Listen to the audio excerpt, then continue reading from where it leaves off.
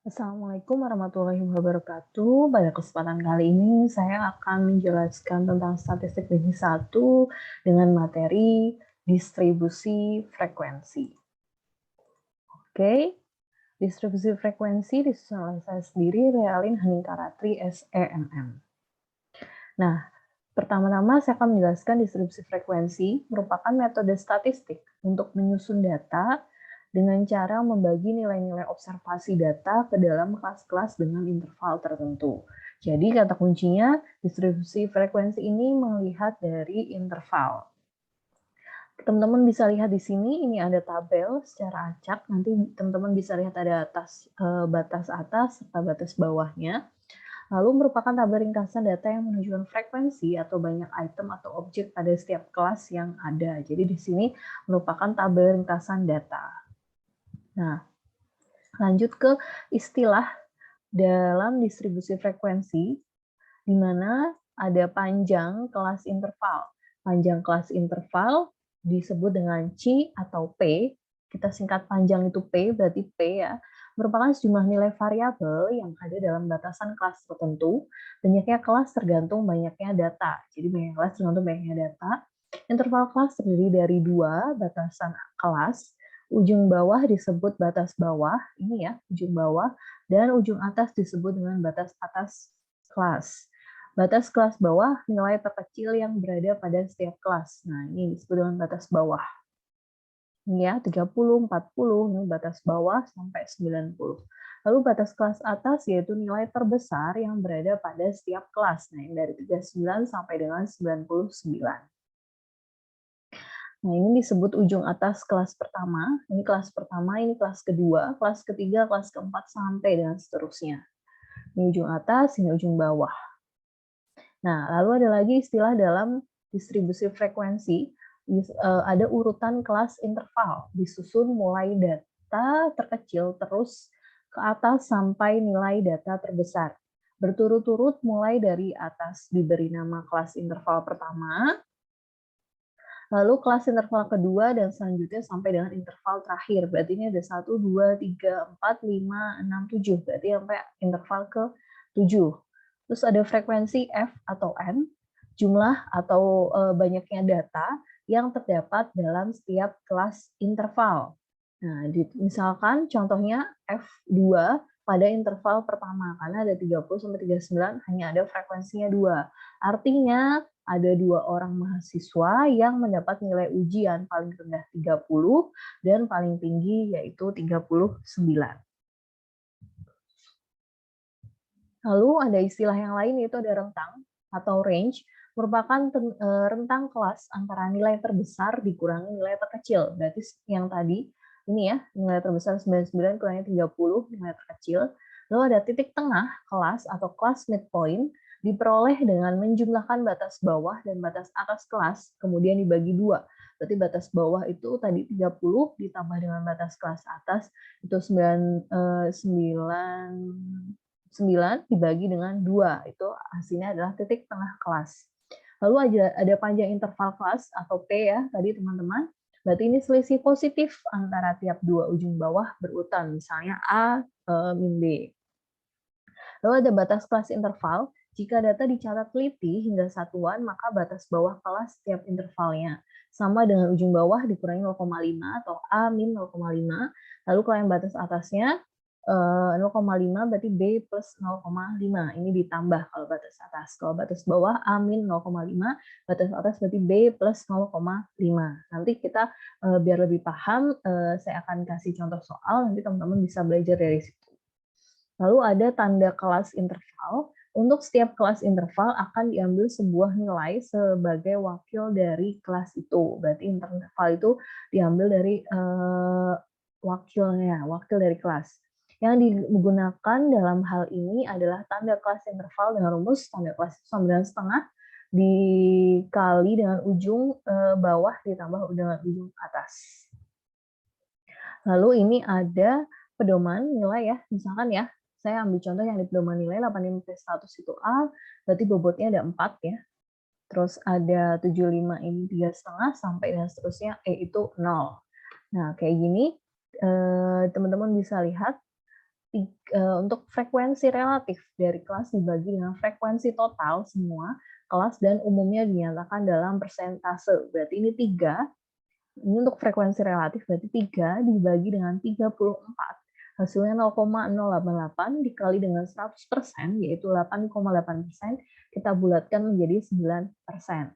Jadi kalau untuk frekuensi relatif, ditemuin untuk nilai pedoman nilai ini, yaitu frekuensi relatifnya adalah 9%, seperti itu. Lanjut, ada grafik dari tabel frekuensi, di mana tabel sering disajikan dalam bentuk histogram atau grafik batangan, atau bar chart, atau frekuensi poligon dan frekuensi kurva.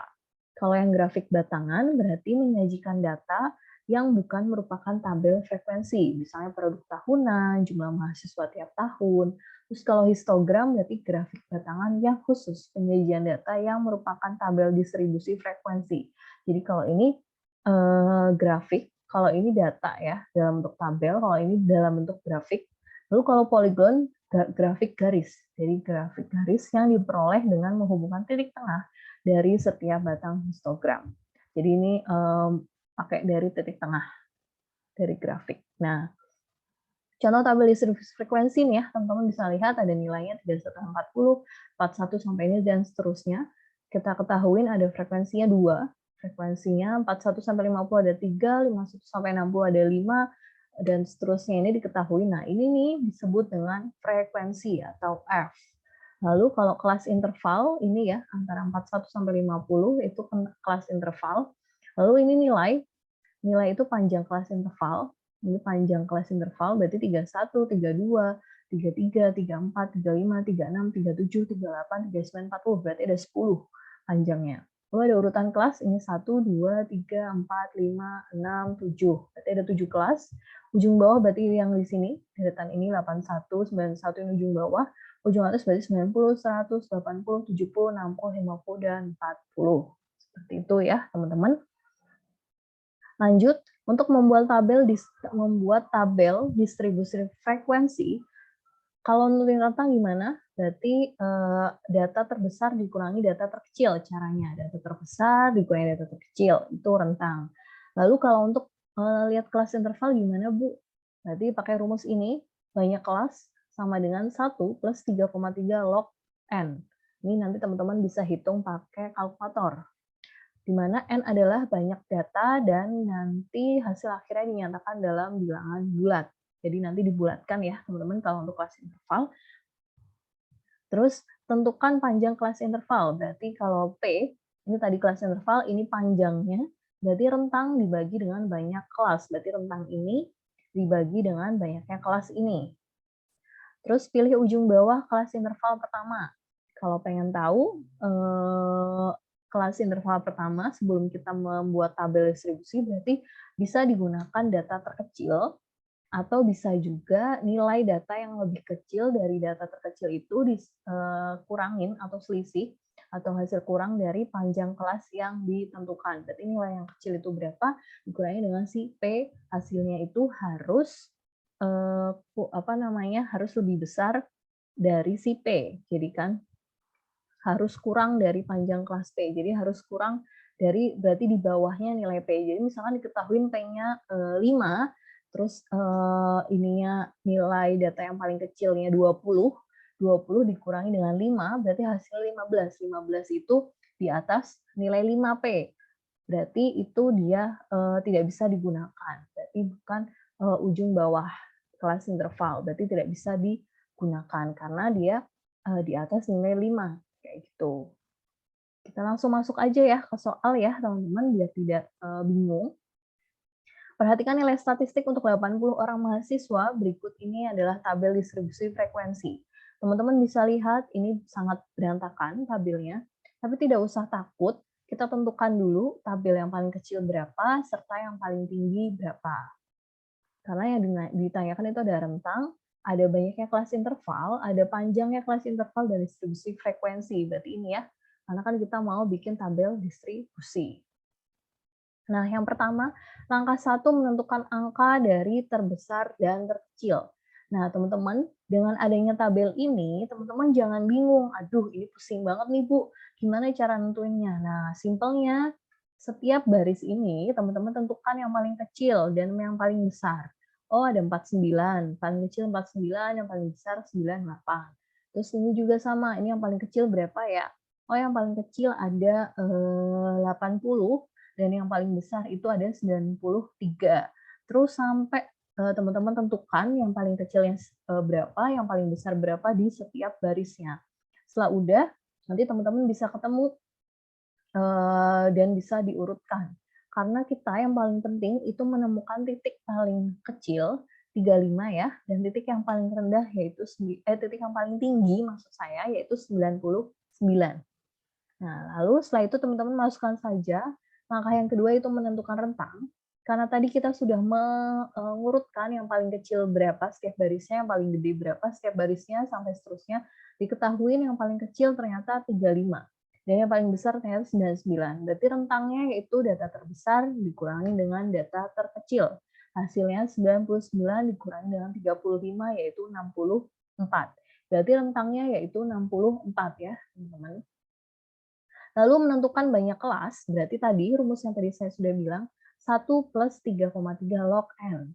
Log N, N-nya tadi berapa teman-teman? 80. 80 ya, 80 di sini.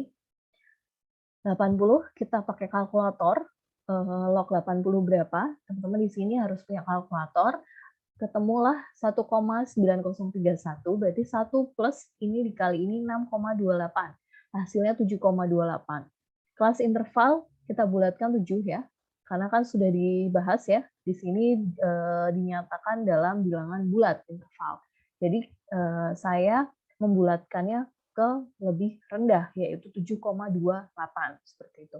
Teman-teman bisa membulatkannya menjadi 8, lebih besar gitu ya. Tapi syaratnya untuk menentukan panjang kelasnya nanti agak ribet gitu. Nah, makanya ini saya share dulu dengan yang cara saya, berarti 7,28 saya bulatkan ke bawah, yaitu 7. Setelah itu langkah keempat, menentukan panjang kelas.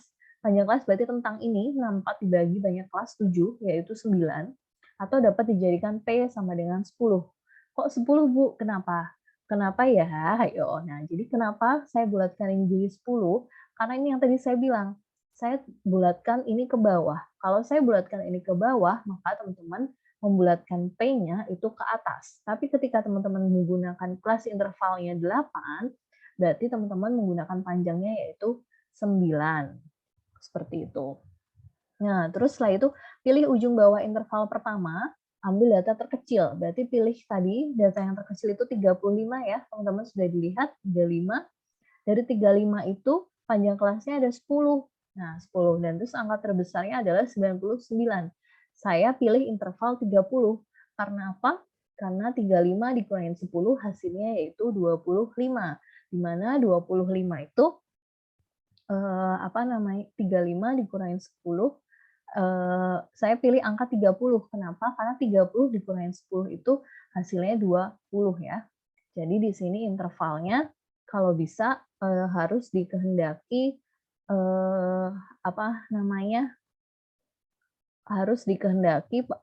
dia selisih kurang dari panjang kelas. Jadi kita harus datanya itu lebih kecil dari data terkecil gitu ya. Saya ambil datanya kalau saya ambil 25 nggak mungkin 25 saya kurangin 10 itu hasilnya berarti 25 dikurangi 10 itu hasilnya berarti 15 kan.